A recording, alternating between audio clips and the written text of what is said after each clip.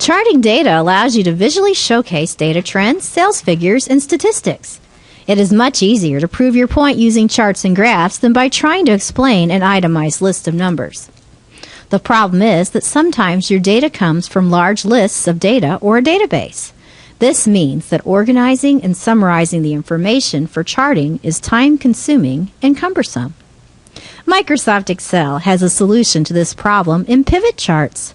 Like pivot tables, pivot charts summarize a large amount of information in a small amount of space.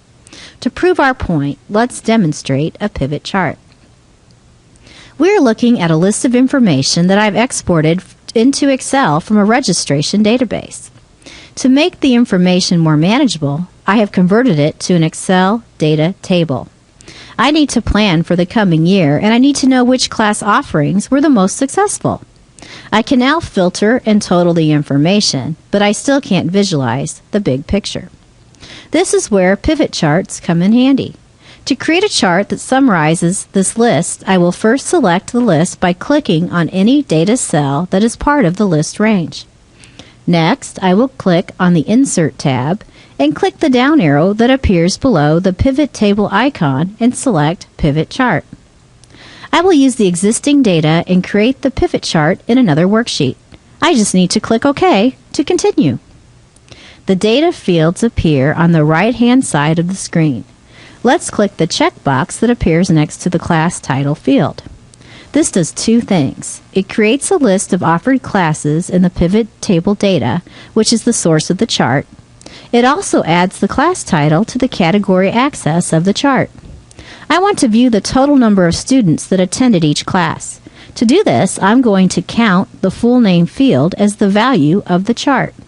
When I click full name, it appears in the axis field of the chart.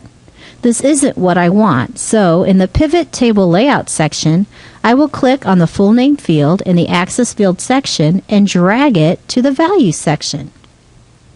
This will give me a count of attendees in both the pivot table and it will be represented in the column chart.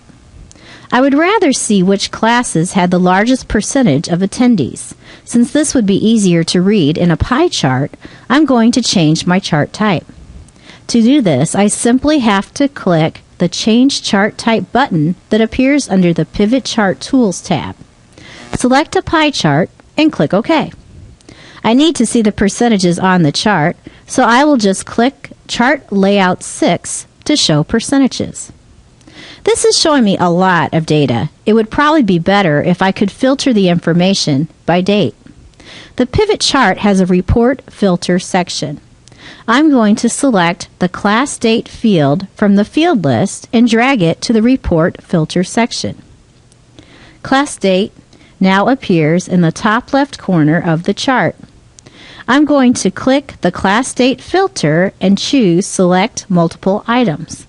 Next, I will click to deactivate the All Dates option and only choose the dates in the first quarter. Now the chart only reflects the first quarter courses. This is Gina with today's tip.